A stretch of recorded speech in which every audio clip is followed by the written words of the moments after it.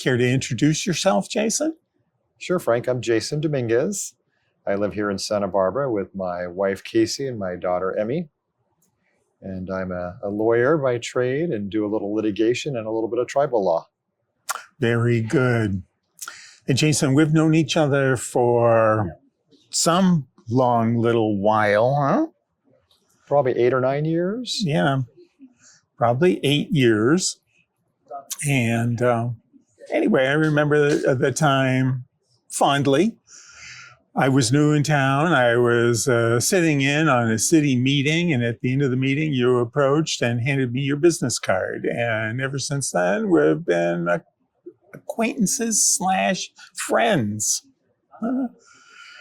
So, including a fun sojourn to Portland, Oregon. Oh, that's right, Portland, Oregon. We were a party of 11 back in 2017. Took the bike coalition to Portland, Oregon to see what a platinum bicycle city, was all about. And what a fun time that was. We met everybody in the city. We rode everywhere. Maybe not all the bridges, but we covered a lot of ground. And I pulled some of those photos out. I'll put them in the feed, so to speak. Jason, now, since we're going there, do you have a favorite memory from that point in time, perhaps? I remember they had a citywide festival. I don't remember if it was almost like a marketplace, and they had festival type arrangements. They had food booths and things for the kids all over town. So it was kind of fun, particularly since we were bike oriented. We had different goals, different places we were trying to get to. And then we got there, we'd park our bikes and walk around and have fun and then bike on to the next place. Yeah. And then one particular memory I have is on the flight home or right after the flight landed, there was a Bike Coalition board meeting that same night. And I asked you if you would attend and share your experience with the rest of the board. Because nobody on the board attended. You were the first of maybe a dozen over the next year or two. Special characters that I invited to come in and address the board. So you broke the ice there, and I remember that fondly. I think I came in with an interesting philosophy, having kind of this hybrid point of view, having grown up in Southern California, so used to good weather and biking to school as a kid and biking on college campus. I went to Stanford and then Berkeley, so biked around. But I also lived in The Hague in Holland for 3 years. And there, about 80% of people, particularly in the summer, bike to work, to friends, families, everywhere. And so it was there that I thought I was a biker when I got there, but that's when I really became a biker because you bike everywhere. And I remember the very first week of work, it was February, so it was cold, but it was sunny. So I biked to work with my roommates. And then the next week it was pouring rain and it was 40 degrees. And I said, how are we going to get to work? And they said, did someone steal your bike? And so I realized they all ride bikes with a brake, a coaster brake. So you carry an umbrella in one hand, right, steer with the other, brake with your feet. So I've been to The Hague as well, but it was really cold when I was there. And I was just there for a quick overnight. But what a great city. And I had a few accidents where when it was frozen but not snowing, the cobblestones would be frozen. And if you hit those and you weren't 100% straight with a place to land, you would just start sliding, and you could feel it coming, and you just slid and you landed and you slid, and people asked if you're okay, and you generally stood up and kept going. Or people would hit these streetcars have these metal slots and tires get locked in those and then they fall. Other than that, it was very safe biking because it's very flat. Right. Santa Barbara's got a ways to go before we have the same kind of bicycle infrastructure as The Hague. Huh? I thought we'd talk about that since the this series of interviews you're a part of now is what I'm calling my denizens of State Street. And how do you qualify to be a denizen of State Street? Well, you bump into me on the street, and after a while, I ask you to sit down in front of the cameras. So the street's been close to cars for many years now, several years now. What are some of your observations? I tend to bike with my daughter now, and so it's a different experience. And I like the street being closed for safety reasons. So if we're biking together, when she was smaller, we had the little wagon that went behind the bike. Then we had the seat that goes above the rack on the rear tire.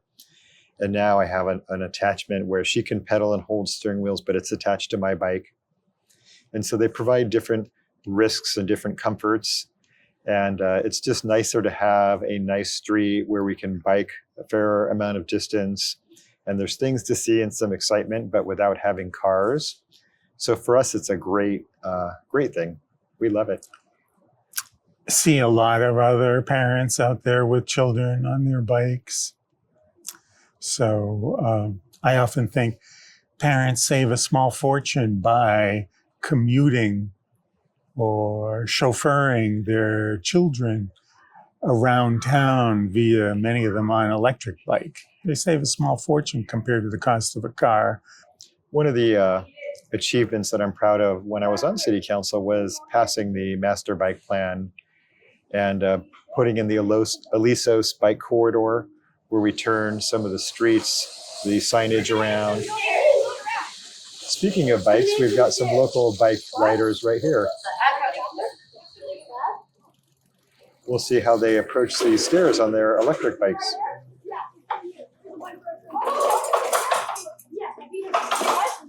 Yeah, no problem, I think the commentary is. I'm waiting to see if they try to turn around and go up the stairs with their crash electric into motors. us. Yeah. So I was happy that we were able to do that. Of course, I'd love to see more, and I'd love to see more and more people biking. That would really make my day. So It's a good start. It's a good start. Let's switch gears and talk about your occupation at this moment. What are you doing? You're working in the valley? a little bit, working with the Chumash tribe.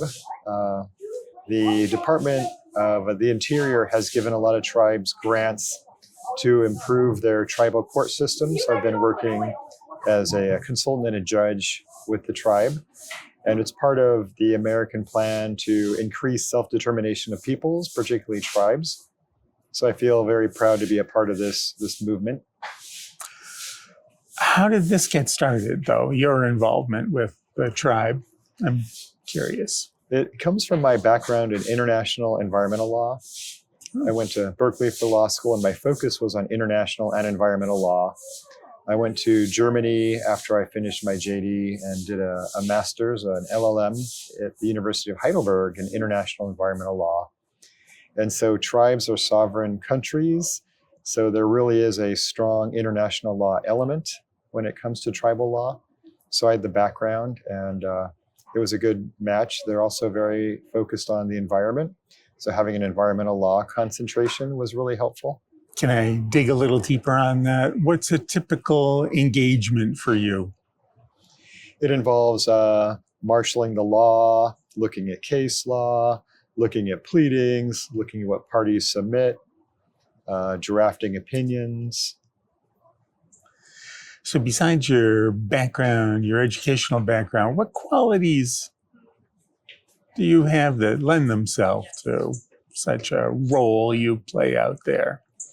I think mindfulness and my leadership background. I was involved in the Santa Barbara County Leadership Program for many years on the board and as a participant. I belong to a men's group, and we do transformational growth. And I think that type of energy helps a lot. Mm-hmm. Having patience and serenity helps a lot.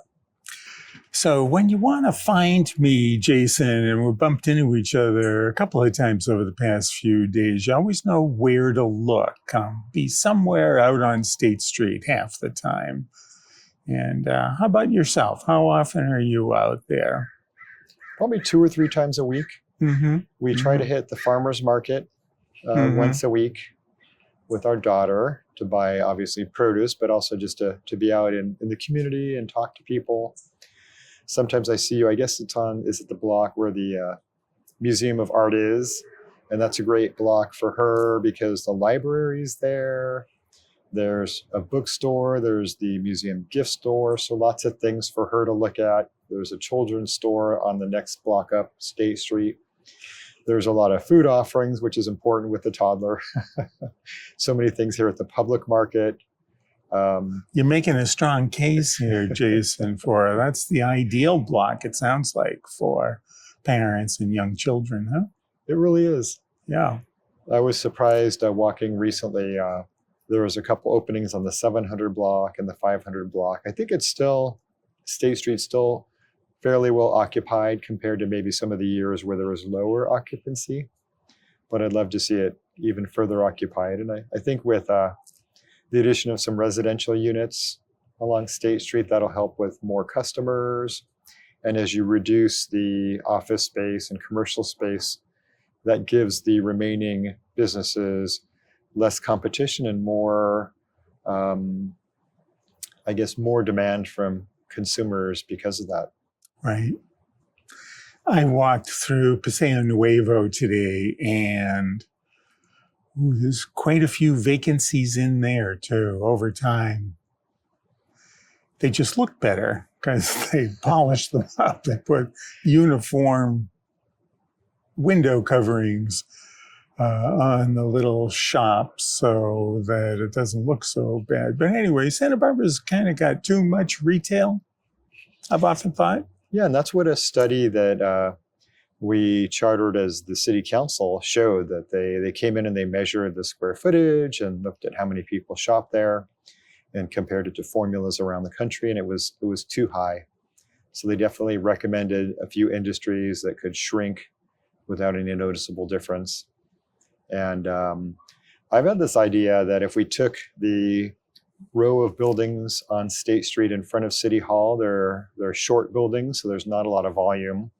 We could take that side of State Street, combine it with Paseo Nuevo, and we could really do a grand civic center where we had mixed use. We have residential, commercial, and some municipal space. We could put in maybe an amphitheater or something that really says, hey, this is the center of town.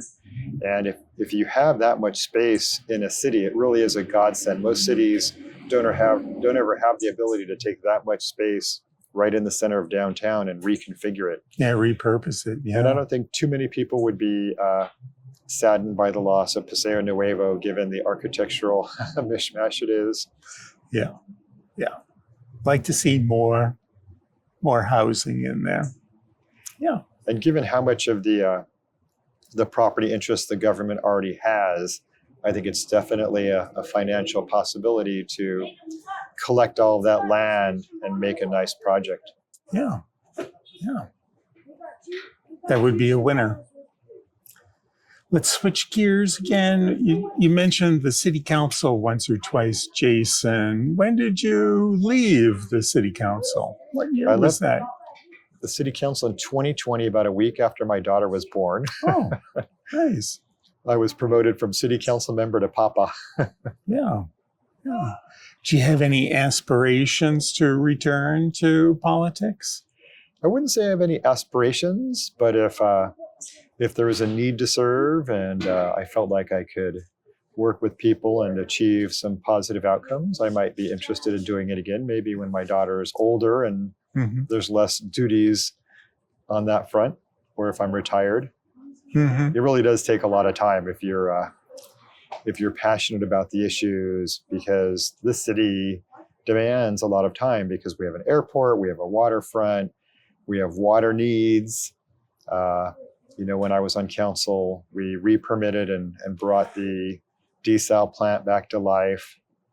And so there's a lot of things like that that really require a complex analysis. The Tehaguas landfill was an issue when I was on council, and it's going to come back as an issue in the next few years.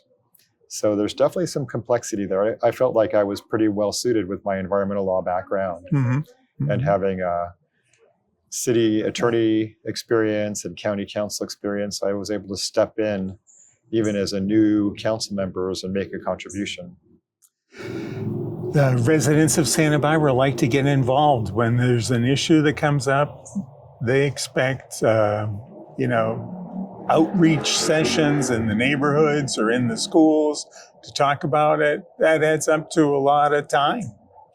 It does. Yeah. And it's nice to have people's opinions, because I personally saw the role as someone who represents the people. And in my case, it was the East Side, District 1. And what are their viewpoints? What do they want to have done? And my job was to reconcile that with maybe a difference citywide and figure out how we create a win-win. How do we create housing for people who live on the East Side or who need housing in the city that doesn't burden just the East Side with some of the traffic and high density? Right. I like the way you put that you left the city council, what did you say, a month after your daughter was born? A week. A week. So that brings to mind work-life balance, parenting, careers. Let's talk about that for a minute. Was that a big transition for you, finding that balance? It was a big transition in the sense of just a change in day-to-day scheduling and not sleeping for a few months, and supporting my wife with some of her needs, her new needs as a new mom. So it was just shifting things around. And luckily, we've been thinking about it for a long time. We had friends and family whose experiences we could draw upon. Right. And we were just so excited that it made it a lot easier. Do you have extended family in the community? We don't have extended family, but my parents are pretty close. Yeah. And they came in quite frequently, and my brother. Yeah. And then Casey's family came in quite a bit. Yeah. A new baby will do that, huh? It was only made a little more difficult because of COVID. Travel restrictions, the hotel shut down for a while. You're not a kid. You became a father at what age, Jason? I was right around 50. Oh. Older than myself. I remember. That's mature. What I always said was I wasn't feeling like the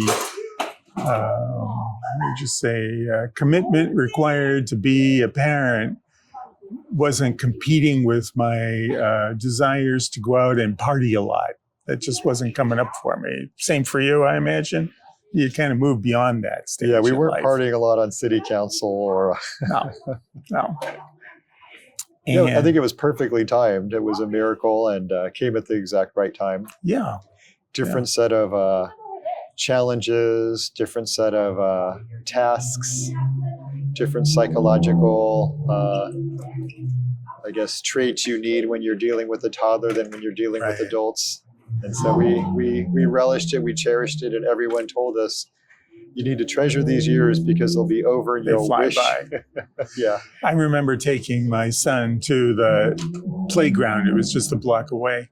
And people asking me about my grandchild. Because I was a mature fellow too. I've only been grandpa'd once, so far so good, knock on wood. Yeah. Maybe it's just Irish, the Irish in me, but as I anticipated becoming a parent and later in life, had a lot of time to think about it, there was a subject on my mind, how I was going to be a better parent than I was going to be a better father than my father. And I had some ideas about that. at the time. How about for yourself? Did you have any? Well, I knew that I would be a different father because being probably 2 decades older biologically when my child was born than he was when I was born. He also came out of the Army. He'd been in Korea when I was born. So when he came out, I was close to 1 year old. So he had a very regimented way about himself.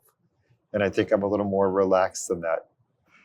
One little thing for me was my dad, I was the oldest of 6 kids. So my dad was constantly busy earning a living to feed all those mouths. And I got encouraged into Boy Scouts, at age 11 or whatever it was. And I always lamented that my dad never got to participate in any of the camping trips and other activities because he was busy, the demands of the large family. So that was something I was going to do. And today I have 2 Eagle Scouts, and I spent 11 years as an adult leader in my local Boy Scout troop. That's what it took to make all that happen. So I felt good about that. There was a little bit of clarity I had about being a dad. Well, my dad was also one of the boys' groups leaders. And I remember he would pile us all into the VW van and we'd go to Lake Kachuma and El Capitan.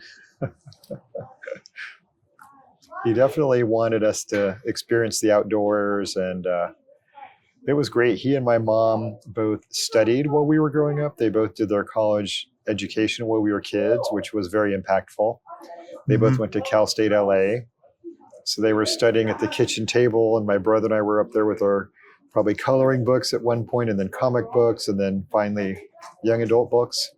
But because it took my parents a few years taking turns, we were continually exposed to the concept of studying. And that's why my brother and I were both so academically successful, I'm guessing. Oh, yeah.